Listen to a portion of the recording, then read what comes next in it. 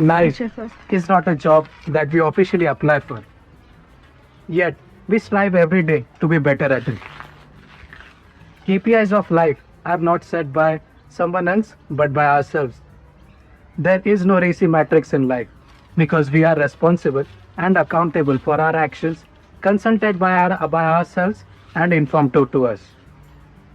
This is where recruitment agencies come into picture, where they place an appropriate candidate into a suitable role and for a suitable role find an appropriate candidate. I am Jaideep Padalwar, author of Engineering the Australian Dream and host of your podcast channel Life Unplugged with Jaideep, where real people will join us and share their experiences and show us what it means to be human.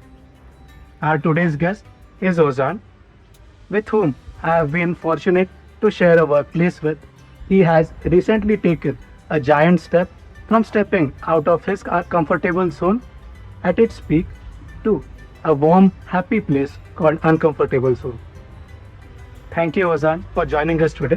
Thank you, Jaideep, and thank you for the opportunity to be on your podcast. I'm really excited to be on. Thank you very much. My first question to you is something that we intend to do in all our episodes. Something we should be asking everyone daily, but we don't. Are you happy? No, I'm not happy. We live life once, and if you're not happy, then basically we can't enjoy life. I think the foundation of your day-to-day living is based on your happiness. And what makes you feel that way at this point? I think what makes me feel happy is firstly I've got to make myself happy, and that's key. If you're happy, then basically that flows onto the people around you. And my family and my children, they're my number one, and that makes me happy. If they're happy, I'm happy. Nice. And in life, what would you think is your starting point to reach where you are? My starting point, I think we have to look back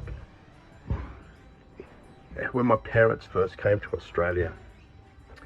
My dad, my background is Turkish, and he was a teacher.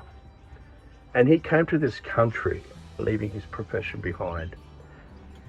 And he came and started working in manual jobs in factories. He was holding 2 to 3 jobs just to put food on the table, to ensure that we have what we wanted, and to ensure that we were raised in a good way. And from there, his journey was he started to support business. And I have to take my hat off to him. He worked very hard. And he always said to me that, son, in Australia, to be successful, you have to run your own business. And that has always stuck in my mind. And just to see that his hard work paid off, he brought his dream home, he put me through private schooling, and that sort of resonated, and that sort of was built into me over the years. And I really look back upon what my dad has done, and that sort of said to me, I would like to be like that one day, do my own thing and do the same thing for my family. And I think that was the starting point. It was really my dad's struggle and his drive in a new country was really what motivated me to get to me where I am today. That's a nice starting point to have. So, thinking about it, your starting point is your dad starting his own business and providing something for that kids. And now you are at that point where you are starting your own business for your kids. So that journey is a very long journey. Could you embark some light on it to share that entire journey so that you would know what it That's my parents came to Australia in 1973. And I lost my dad about 4 to 5 years ago. It was difficult. I also lost my sister recently as well due to mental health. And she was 40 and left 2 kids behind. That really changed my whole life. And when you have 2 families pass away, you wanted to make sure moving forward in life that you're able to provide the best for your kids, the best for your family. And you realize that the only way I could do this is taking destiny by the horns, and basically I drive my own destiny, not by working for somebody, but to say, hey, Ozan, I'm going to do this myself. I'm going to start my own thing. I'm going to do what my dad taught me to do. Because after 2 tragic losses, life is short. We only have one shot at it, and I don't want it to look back and say, Ozan, you missed out. You did it to me. That's a good way to look at life. So, what prompted you to start your own recruitment firm? Jaideep, I've been in shipping for around about 35 years. And in that 35 years, I think around about 2009, I had an opportunity to go into recruitment. And this was an opportunity in Singapore. And I thought, just try something different. I worked for a company that focused in maritime recruitment and oil and gas. I started a cold desk. It was just myself, and then over the years I built that with other consultants. But I enjoyed it. I loved it. The fact that being in Asia, helping people find jobs, connecting people at all levels, from meeting ship owners, big families that run shipping companies, to C-levels, to senior management, and even to your frontline people. I loved it a lot. And then when I got married, came back to Australia, and my wife fell pregnant. We decided to move back to Sydney. And that's when I thought, okay, I need money. So I went back into shipping, but I've always wanted to do something on my own. I wanted to do my own business, but I just didn't know exactly what I wanted to do. And then one particular couple of years back, I went to a conference all about sustainability and decarbonization. And basically, the message from that conference was they can't find people. People didn't understand what decarbonisation, what green shipping was, what sustainability meant. And the fact that the talent was very difficult to find. And I thought, hold on a second. I'm in shipping, in maritime. I love helping other people. And then I thought, hey, I think this is it. This is my destiny. I want to go into recruitment in the maritime space. So hence where today I decided to start my own journey and form Green Street. Starting a business is not a cup of tea. You have to leave something that has been your bread and butter for a very long time. Yet you do that. Being a founder, as good as it sounds, but it does surprise at sometimes. Very surprised when you got that responsibility of a founder, and when you knew that there are responsibilities that you didn't think that there would be there in being a founder. Sure, look, let me put it this way. Let's just go back a little bit. Taking the risk or taking that step ahead in starting a business. There is no right time, okay? It's like when people are saying when you speak to someone and they say to you, when are you going to have kids? And you say, I'm not ready yet to have kids. But I've always thought that if you had kids sooner, it's easier.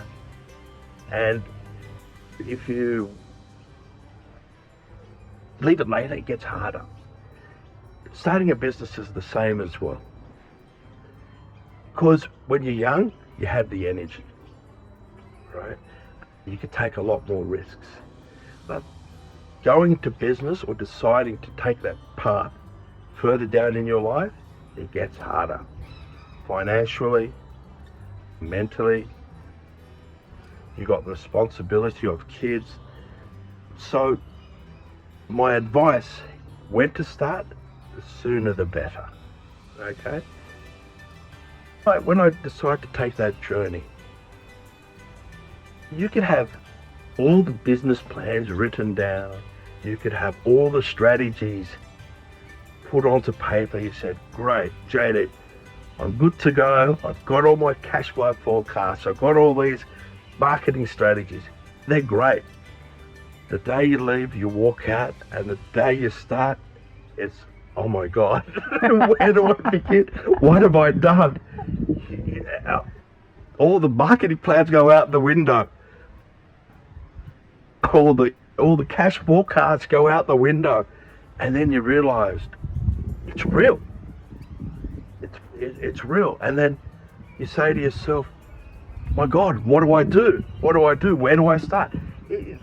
It becomes. It can become, at the early days, it became very scattered. But the thing is also, no one knew who you were as well, because personal branding in today's business is very important, and especially when it comes to recruitment. When you're out there knocking on doors, calling people, no one's heard of you. So there's a lot of challenges there. So as a founder, you say to yourself, oh, well, I've got 35 years of shipping and maritime experience. Oh, this is going to be a piece of cake. But when reality hits and you take that step, it's not the case. But determination, the drive to succeed, is key. Every day, waking up and saying to myself, I'm going to do this, I'm going to smash it, I'm going to make sure that this works. And it's very important that you don't have a plan B. The reason why I'm saying you don't have a plan B is because if you start the journey of going into small business and start your own business, start your own company, but you've got, oh, if it doesn't work, I've got a plan B. And your ability to drive your passion, you're not going to achieve it. So let's put the plan B out the window. We're not going to have a plan B. The mindset is it has to work. And I think that's very important as a founder. It has to work. And of course, most importantly, you need to have the support function. And the support function is my lovely wife, who basically manages my moods as well, poor thing, but also my kids.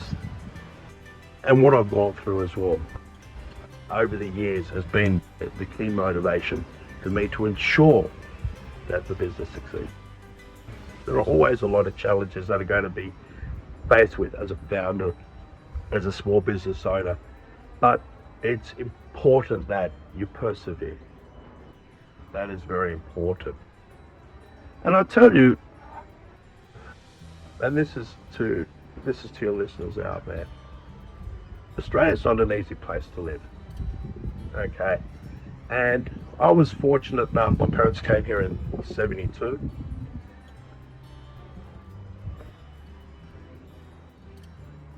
They were faced with a lot of those challenges as being migrants in this country. They were faced with all sorts of racism. And those challenges are still here today. As migrants, we come to Australia with expectation of a new life. And you come here and it's not easy. Having a different name, applying for jobs is challenging. And as I say to a lot of the candidates that are out there, perseverance. Perseverance is very important. Your drive to succeed is very important. And also This country, small business, the backbone is built by migrants. If you look at all the small businesses that are out there, there are people from the Indian subcontinent, from China, from Southeast Asia, from Europe. A lot of the small businesses are run by people from these backgrounds. Small business is important, and really, going into a corporate job is not a be-all, end-all. Okay? Everyone wants to come in, they want to look and move into a company and get a secure job. But for a lot of migrants, that is not the case. There is a lot of struggles, there's a lot of rejection. So don't let that disappoint you, because this is a fantastic country. There's a lot of opportunities to do your own thing. If you've got a skill set, use that skill set. If you're an engineer, use that skill set. Open up an engineering firm. If you're a cook, open up a restaurant. This is the beauty of this country. And once you're on that journey of running your business, once you get your teeth in there, it's fantastic. It's fantastic, and there's no return. Because at the end of the day, you look back and say, "Oh, I should have done this earlier." And that's my advice to a lot of people that I come across, that I meet, that have just recently come across to Australia. They are faced with those challenges all the time. I say, I'm being rejected because of my name. I'm not getting an interview. These things happen. We have to accept this. But it's not the end of the world. There are a lot of other avenues we can go into. And the journey of going with a small business is probably the best one. And it's not just about admitting it, that it's there. You have to embrace that kind of hostile mentality where you will be faced with that kind of racism or that kind of thing. The world has only come out of racism, let's say, 30 years back. It is.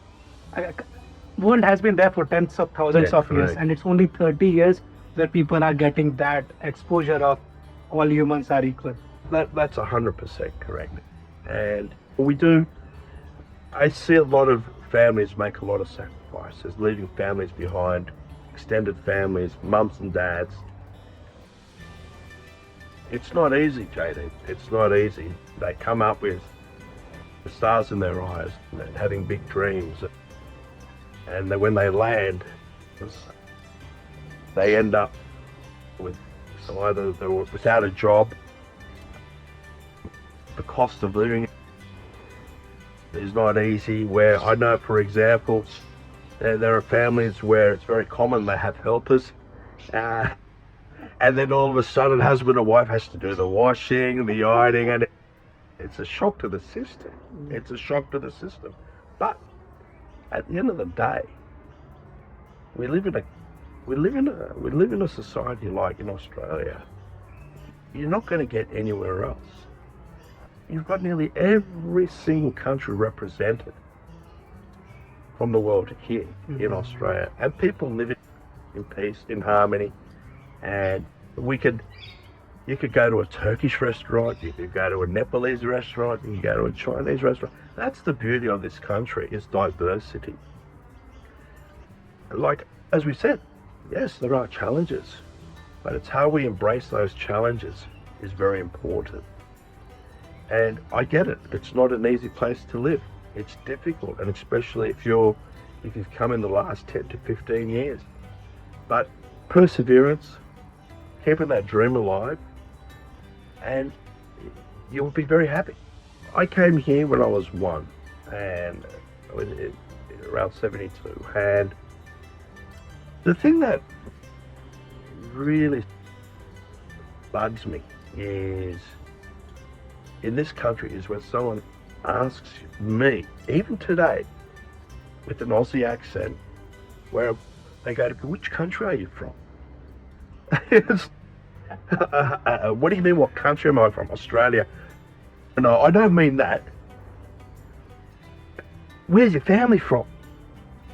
In Sydney, just not far from here. And I'm like, overseas, what country?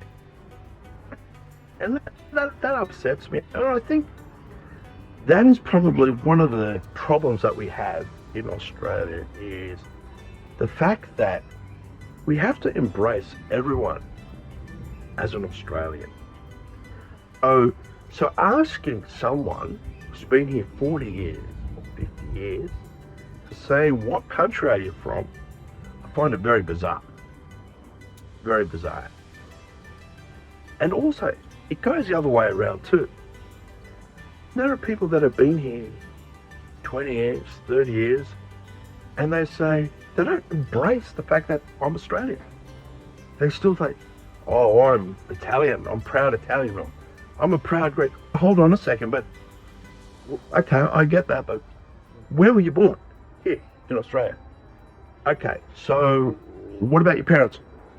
I'm second, third generation. But hold on, but why are you still embracing the old motherland for? It's great that you still have connections, which is fantastic, because that's what makes us as Australians being one of the best people on this planet, is that we can embrace that we're Australian and we have other roots as well. But the fact that you're just embracing your old motherland is, in my opinion, is wrong. And we also have to change that mindset, okay? Because you compare this with people in the States. Migrants that move to the States, they're proud to call themselves American. They do. They go, oh, I'm proud to. Oh, they've just recently arrived, and they may have the heaviest accent. Oh, I'm an American. That's fantastic. I used to call myself an Australian when I was in India. Yeah, but that's it. Now, that's the thing. We have to embrace the Australian way. Both parties. Australians have to accept the migrants that live here as Australians, and the migrants have to accept the fact that you've made the transition to a new country, so you have to embrace yourself as an Australian. And I think that's very important as a culture here for us to move forward in anything you do. Can you tell something more about Green Stream, and how do people who are younger generation, if they are looking for a job, what are the new ways with AI coming into picture? Now there are different ways to look for a job and to apply for. It's not the traditional mean anymore, where you have one resume, you use that one resume to multiple jobs, and they will be based on that resume.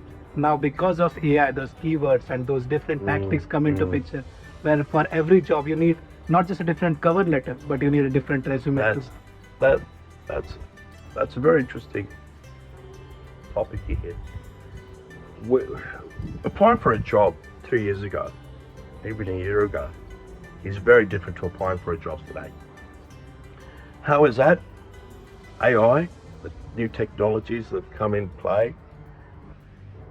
A lot of recruiters are using AI, not only in helping their day-to-day administration a lot more efficient, but they're using that AI technology to identify candidates and filter CVs a lot quicker, where traditionally, where you would sit down, open up a CV and go through it. Okay, interesting people. If you're selected, put it in that pile. These days, a lot of these talent acquisition managers or recruiters, both from a recruitment agency side or from the company side, you'll be surprised a lot of them don't even open CVs, because they have systems in play where AI will identify which CV is suitable and which CV is not suitable. Okay. You might be the perfect candidate for a particular role. You may have the experience. I know that, you know that. But when you apply, if you don't have the correct wording, if you don't have the correct company names, then your CV will be filtered out. And if lucky, you'll get a rejection. And otherwise, you'll be ghosted and you'll never hear from them again. So, this is causing a lot of issues where people are saying, hey, I fit perfectly for this job, but I'm being rejected.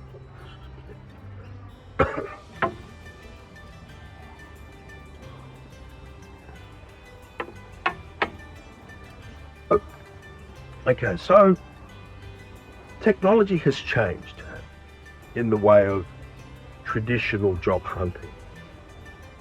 So what I suggest, or what I can recommend, is firstly, let's look at some certain tools that are available.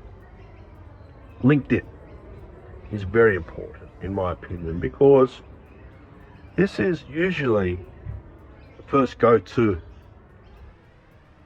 platform for a lot of recruiters when they're trying to look for someone.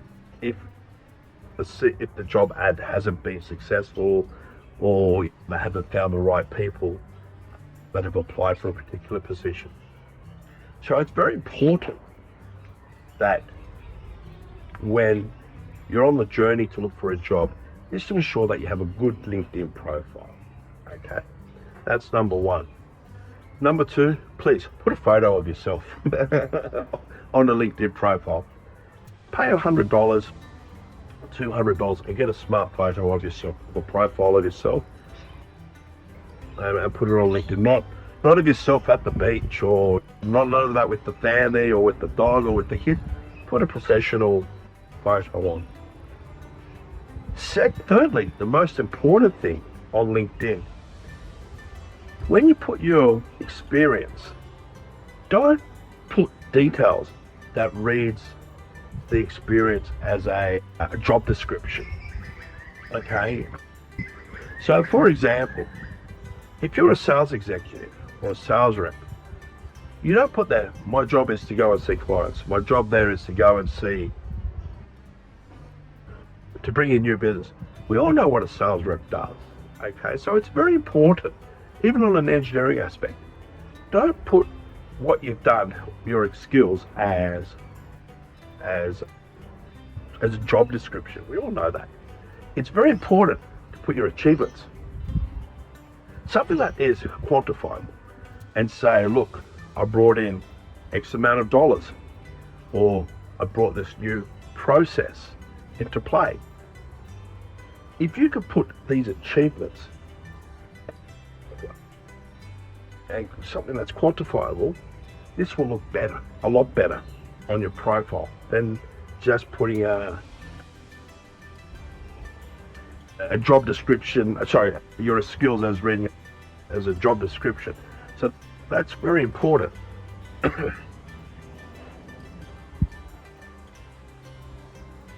So they're the three key things. Also, when applying for a job,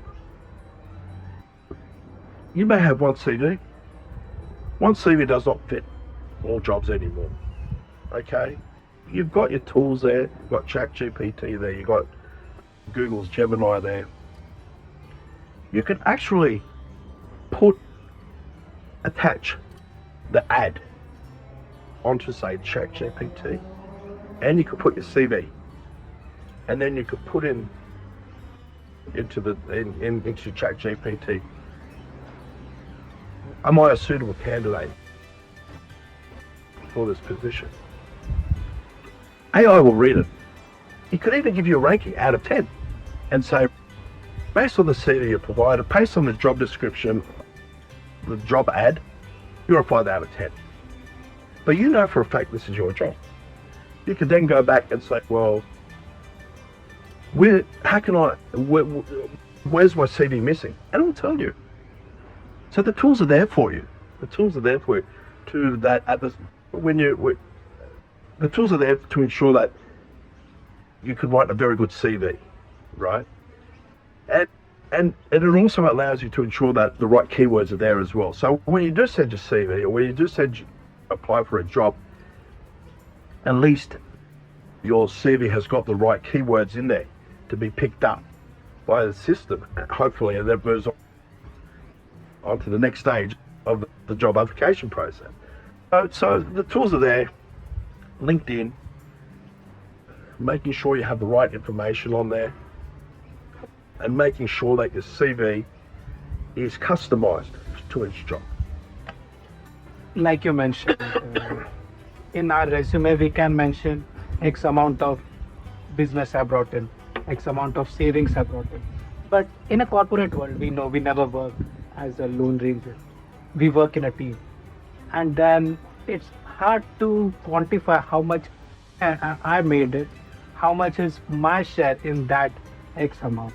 It might be X by 3, it might be X by 2, it might be complete X or X by 10. In a resume, you can put that because it's not public. On a LinkedIn profile is public. So how do you say I brought 15 millions worth of savings when you know it was a team who did it, and every person in a team had different responsibilities, and as a team you brought that 15 million savings or 15 million business. So how do you say on LinkedIn profile that and not think of yourself as you're doing a wrong thing by saying that on LinkedIn profile then? Good question. I think when applying for a job, it's not just an individual thing as well. People look at other factors. Being a team player is very important, and every interview question is how well do you work in a team? And there is no right or wrong. So it's just saying we work together with my team and we generated X amount of dollars every quarter. It tells you that you can work it as a team and achieve positive results. You know, when putting the LinkedIn details on there, I understand you can't always put individual accomplishments. Some jobs don't allow individual accomplishments. But what did you achieve in respect to, did you bring in any new ideas? Did you make any process changes? Did you accomplish any training, any certifications? A lot of companies these days have internal training and internal certification. Did you train other people? All these have merit, all these have value. And it doesn't always have to be a dollar figure. And training someone, I was every time there was a new person, I was the trainer for them. That's fantastic. So you can train, and these things have value. So it's, as I said, it's some jobs, I get it, you can't put a dollar figure, but there are things where you need to put something quantifiable. So let's training, certification, I did an internal Six Sigma certificate, whatever. These things are important to put in your CV. So the most important thing is make sure your profile does not read as a job description. Let's move at the last part of the podcast, where is advice. So we have given a lot of advice to new people who are looking for a job. How to apply for it, what platforms to use. AI is one of the tools, LinkedIn is another tool. Integrate those tools to find the best outcome for yourself. What if at all there is someone who wants a perfect candidate for a role that they have? It's not just one way path where a person is looking for a good job, but a job is also desperate for a good person. And how likely is that a job gets a correct person, correct individual? And if not, which way should they look at? Is AI the best way, or human intervention is needed? Because best people will not, they believe that they have the best, they don't need AI to help them, but AI just filters them out. What would be an advice to a recruiter to filter out and find the best outcome? Jaideep, I have this discussion daily with clients, and it's a very good question. The thing is, it's funny. When I have my meetings with my clients, they always say, "Oh, it's a tough month. I can't find anyone." And then on the other hand, you've got people saying, I can't find a job. It makes me laugh. It makes me laugh. So she got the left hand not talking to the right hand, as I say. When I speak with my candidates, they give me a wish list. They need to have this, they need to do this, they need to bring this, they need to have this much business to bring in, etc., etc., etc. And I sit down with them and I say, Mr. Client, you're not going to find this person. Because I'm telling you, you've got this wish list. That candidate won't be applying for a job in the first place. He'll be already happy in his current job. At the moment, for example, let's talk about in our industry, in the shipping industry and in the logistics freight forwarding industry. Everyone is complaining that they can't find business development managers, salespeople. And the salespeople everywhere. They have this wish list, and you look at it, and you say to them, mate, this is unrealistic. You're not going to find this person, no matter if you're a small company, if you're a big company, you're not going to find someone that's going to tick every single box. Okay, let's accept that. I understand people don't have time, they don't want to train people. The industry is becoming a little bit lazy. They just want people to come in and say, here's the business, thank you very much. It doesn't work that way. It doesn't work that way. There's a lot of people out there knocking on doors looking for opportunity. So, when I sit with the clients, I say, listen, look, let's, out of that 10, I would say 5 are unrealistic. Okay? So if we can't find salespeople, why don't we look for a sales support person or an inside sales support person who wants to move or transition from an inside position to an external position, for an example. So rather than having a CV come in where you're looking for all these requirements, right? And then you see the CV, oh, he's only an inside salesperson, not reject. Hold on a second. Let's step back. Maybe he's got a very big network of clients that he works with as an inside salesperson.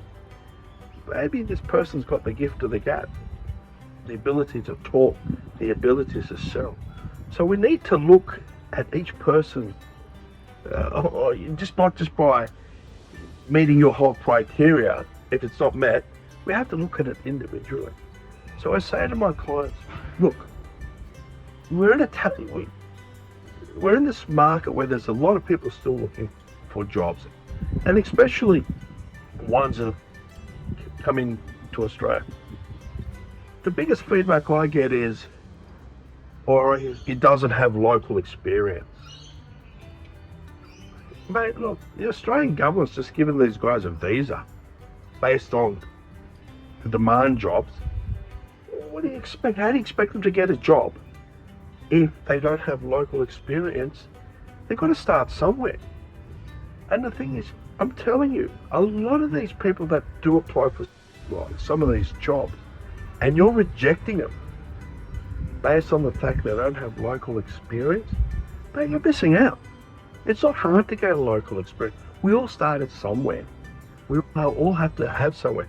We all have to give someone the opportunity to start from somewhere. Okay? So to the clients that are out there, you're not going to find your rock star. Even if there was that rock star available, trust me, he's probably wanting so much money you're not going to pay him anyway. So let's look at other people. Let's look at other candidates. They don't have to meet your 10 out of 10 wish list. Let's look at the ones that are on the 6s, on the 7s. The ones that don't have the local experience, give them a break, give them an opportunity. Why don't you be the founding company to give that guy the opportunity? And trust me, there are companies out there who think differently the way I think. And mate, some of these guys that have just came in the last 10 years, they're heads of departments now. They're heads of engineering. All because that company thought a bit outside the box and have taken them on board. They've trained them up. So we have to get this, and we have to shift this mindset about the ideal of the 100% perfect candidate. We have to shift this mindset about, the need for local experience, okay? If I've got, if I'm looking for a salesperson, and I've seen someone that's done 20 years of sales experience somewhere else in another country, and I look at his achievements, and I knock him back because he doesn't have local experience, mate, how hard is it for someone to have the drive, the passion to knock on doors? If he's got that, then trust me, he will gain the local experience very quickly. So my advice to a lot of the clients, and I sit down with them all the time, every day, and I say, mate, your wish list, you can't do it. So let's look at your requirements. We cut back on some. We look at some of the core stuff that we need, and also the ones where for new arrivals, give them a break, give them an opportunity. If they look good on paper, if they tick all the skills or all the requirements that you have, and the only factor is it doesn't have local experience, that shouldn't be your reason to reject it. As a business owner or a hiring manager or a managing director, it's important that you take this guy on board and you give him the local experience. You know what I mean, Jaideep? That's the most important thing. I was given that opportunity, and I'm very thankful to the person, and I will always be grateful to that person all my life. That's what it's all about, Jaideep, and that's what it's all about. Thank you very much. Thanks for your time. Thank you. And if somebody wants to reach Greenstream, how can they reach you? They could go onto LinkedIn. I'm the only Ozan Cabadag in the whole world, so it won't be very difficult to find me. Just type in Ozan Cabadag and you'll see I'll pop up. Otherwise, you go onto our website on greenstream.au or just email me at info@greenstream.au. Thanks for watching. If you enjoyed this conversation, please like, share, and subscribe to stay updated with more inspiring stories that can guide you towards a better future or help you enjoy the moment. Follow us on all our social channels for behind the scene contents and updates. Link will be posted in description. Thank you.